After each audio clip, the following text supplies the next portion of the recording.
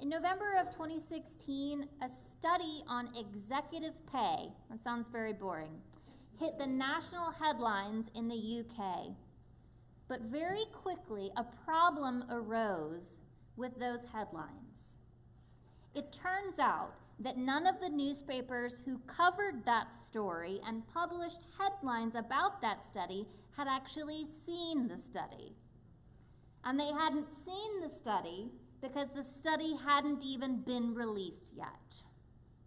They wrote articles about a study that hadn't been released based on the author's summarization of it for them. And of course, when the study turned out to not say what the author said it had said, everybody got real mad because it wasn't true. This happens a lot in the United States too, doesn't it? A media company will uncritically distort an interpretation of a study and publish articles about it. It's usually not malicious. It's usually just so you'll click on things on their websites. Like article headlines that say like, red wine makes you live longer if you have 3 glasses a day, or only eat chocolate and coffee and live forever. Turns out none of those things are true because what the study says is almost always so much more limited, which makes it really unsexy. You don't want to publish a study that says there might be a correlation with people who drink red wine once a week who also regularly exercise. Well, we all know that. This kind of error, though, compounds a growing problem. We don't often know how to verify what we're being told because we don't know if we can trust the person talking to us. Not that they're being malicious, but they may not even understand what they're talking about themselves. And so it becomes a compounding problem. We don't know how to trust. Trust is hard to give, and the harder it is to give, the harder it is for us to try. And that feels new, but it's actually very old. Trust has always been hard to give, and it was even hard for the disciples themselves.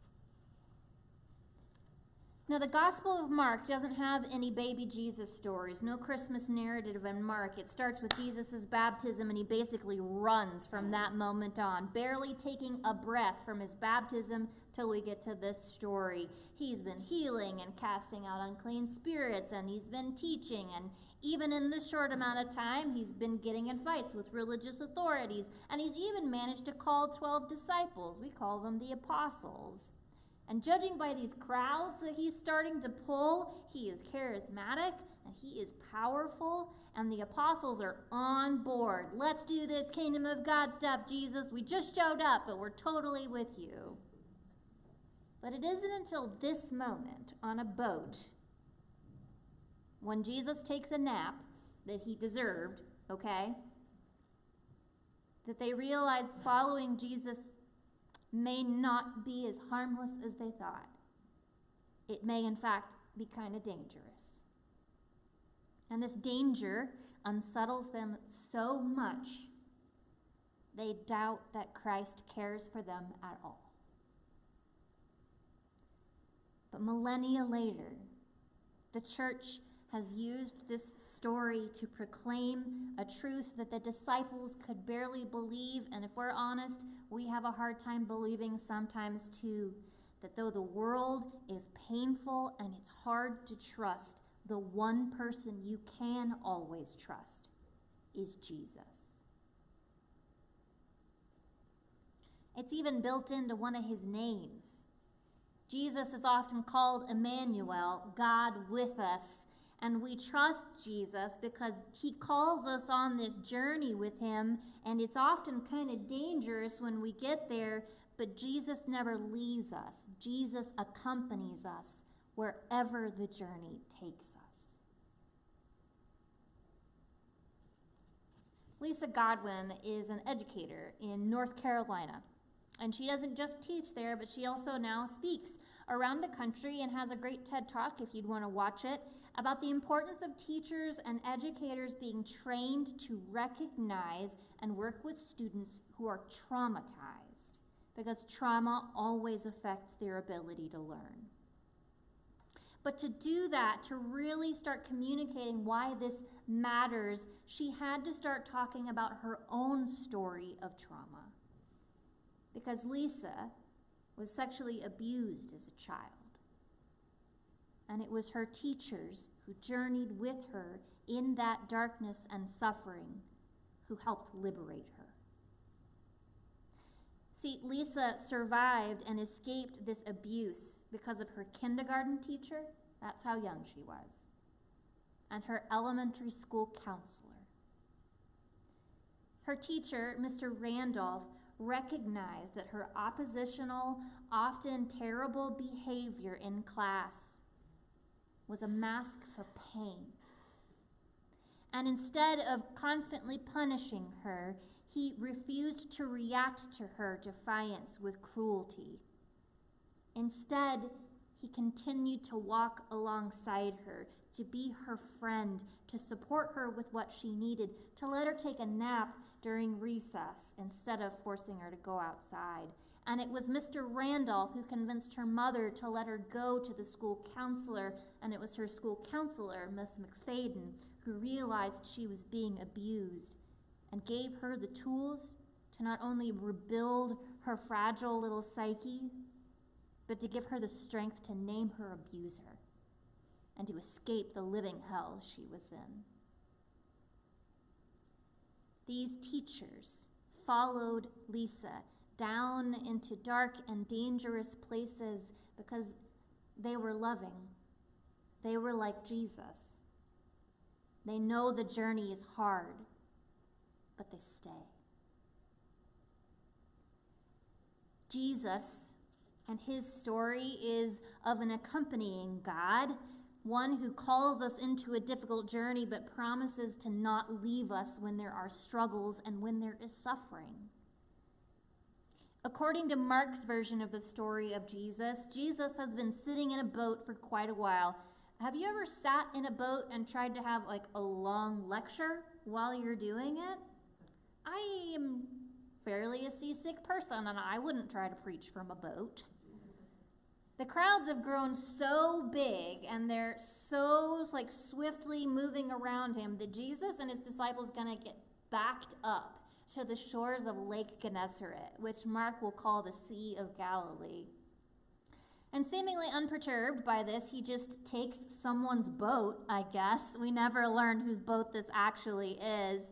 And he just jumps up in it, and he proceeds to tell them parable after parable after parable about the kingdom of God. Here's a story about sowers, and here's a story about seeds, and here's a story about mustard seeds, and here's a stories about light under a bushel basket, and it's all great and kind of strange, and suddenly Jesus says, guys, we gotta go. We're taking whoever's boat this is, and we gotta go to the other side. And then the other side is not Jewish territory. The other side is Gentile territory. It's actually going to be Grasham. You know that place where they suddenly meet a guy possessed by 1,000 demons?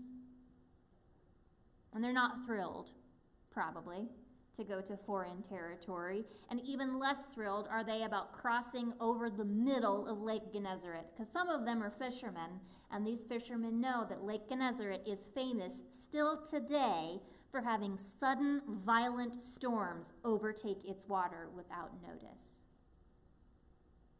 So far, being Jesus' disciple has only meant sit and listen to Jesus while he tells you stories on a boat, and now it's something altogether different. Now being Jesus' disciple means going into storm-prone waters on purpose towards possibly hostile territory, into suffering. And this is a foreshadowing moment in our gospel. Everything that will come to of their ministry together will look like this. They have to follow Jesus where he goes, and where he goes isn't safe. But he won't leave them. Jesus will be with them to the end and beyond. There's this popular distortion of the gospel called the prosperity gospel. And I was in Houston for 5 years, and our big prosperity gospel guy there is Joel Osteen. The prosperity gospel claims that God rewards faithfulness with actual monetary blessings. That following Jesus should make your life easier, and if your life is not easy, then you're not following Jesus. It's a especially pernicious way to blame the poor for their own problems. Now, there's a lot to be mad about in the prosperity gospel, and if you'd like, I could tell you later everything about it that makes me mad. But primarily, what I hate about it is that it makes sure that people never read the Bible real close. Because if you read the Bible with any sort of closeness, none of it makes sense at all. Because the truth is that following Jesus now is just as perilous and costly as it was then. I mean, none of the disciples got rich. All of them got murdered. That's not exactly prosperity in the way we talk about it, is it? Sometimes Jesus, yes, needs us to sit still and listen while he talks on a boat because we all have things to learn, promise. But quite often, Jesus loads up the boat and says, it's time to go. You see the storm, we're headed into it, and we're going to a place you don't know. And I mean, that's the world, isn't it? A storm filled with places and people and issues we don't understand. Sometimes it feels like the world is a dumpster on fire. And it would be really easy to back up into what we have and close our doors and never cross into the places of suffering. But God's love and God's mercy and God's justice are actually needed right in those places. Needed in those places the most. If we see a fire, following Jesus usually means we're called towards it, not away from it. And as we go, we are not promised we will come out unscathed. We go, though. We go because we trust in the one who is leading us towards the fire, towards the storm, towards the trouble. We trust that this journey that we're all on, whatever the cost is going to be, and there's always a cost, it's worth bearing. Because at the end, there is God's liberating freedom and love and mercy. And maybe it's going to be dangerous. Yeah, it probably will be. But it's always worth it because Jesus is with us through everything. Jesus always accompanies us. He's the good shepherd who goes with us through valleys of shadows of darkness, who in fact goes first because he's been with them already. And sometimes when we're at our best, that's just really easy to believe. When things are going great, we're like, yes, absolutely trust Jesus, but we are just as prone to fear and doubt as those first disciples. We are just as likely to interpret God's silence as God's absence. But our faith, our thousands of years old faith, is always striving to teach us God's silence is not absence. Christ is with us even when it seems like he's sleeping. Researchers have found, just as an aside, who gets to be like the researcher who's like, you know what I want to study? Words or silence, or what if we study what fish do with their feelings? Like, how do you get into those fields? Because it sounds neat sometimes, but researchers have found that Japanese speakers can comfortably withstand at least 8 seconds of silence in the midst of conversations. But English speakers can only bear 4 seconds.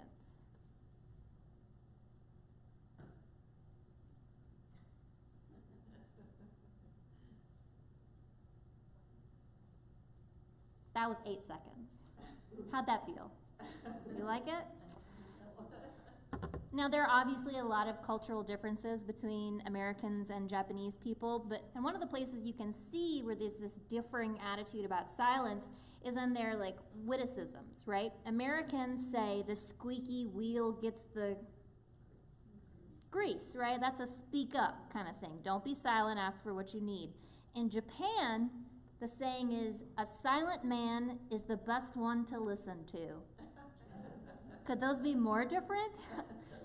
In Japan, the power of silence is recognized in this concept of belly talk. And it's complicated, but the basic idea is the best communication is unspoken communication. Dr. Deborah Tannen is a professor of linguistics at Georgetown, and she summed it up like this. The idea is that as soon as you need words, there's already a failure to understand each other. So you're repairing failure with words. Chinese negotiators know that Americans don't like silence so much, so they are trained to stay silent and impassive because they know it will make Americans so uncomfortable they will start making concessions without the Chinese negotiators having to say or do anything. That's how much we can't bear silence.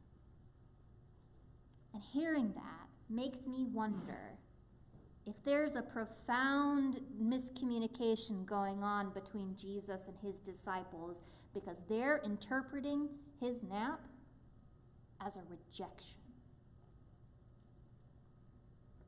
So, like I said, Jesus has basically been running from the moment of his baptism till now. But he's still human, okay? He's got a lot of power and a lot of authority, but he's born of the Virgin Mary. He's a human being. So he finally, after all this busyness, does my favorite thing to do on a Sunday afternoon, take a nap. And he just so happens to take a nap in a boat that's sailing on a storm-prone lake, and then a storm pops up. I mean, he's the Son of God, but that doesn't mean he always has perfect timing, okay?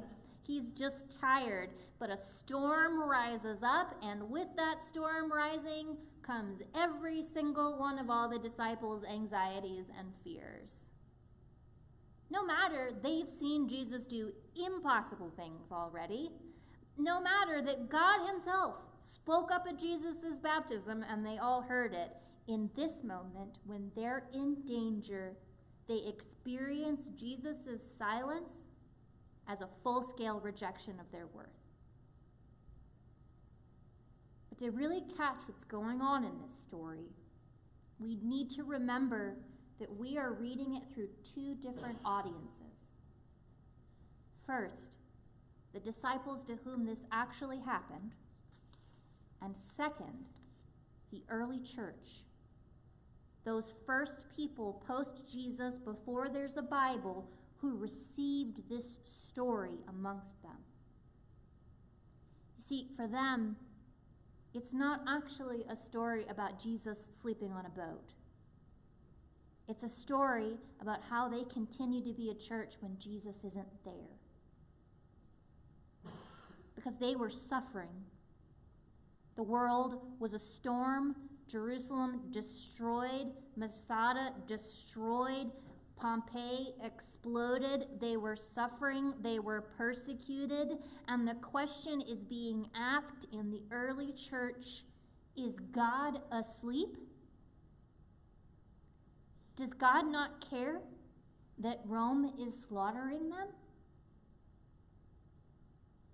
In the words of the early church, this cry is much different. Does God not care that we are perishing?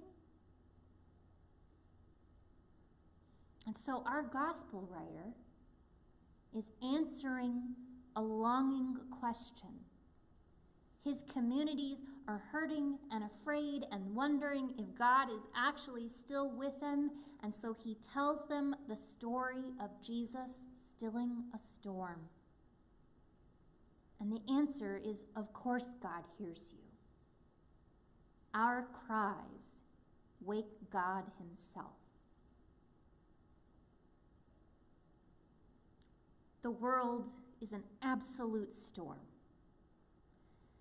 But we have a short memory as a species, and so we are easily manipulated to believe that this right now, this geopolitical social situation is the worst it's ever been. But the truth is, as long as there's been people, there's been suffering. Our history is full of terrible nows. It's hard to remember that when we're living in this one where there's corruption and there's apathy and there's natural disasters and there's man-made disasters, and evil happens to good people and good things happen to bad ones. The greatest difficulty of our faith now is much like the difficulty of the faith of the first church. They were suffering through persecution and violence and ostracism and natural disasters and man-made disasters, and they are asking the same question we do. How do you trust God when the storm is raging and he seems to be sleeping? What do you do when God's silent? And we're like those disciples.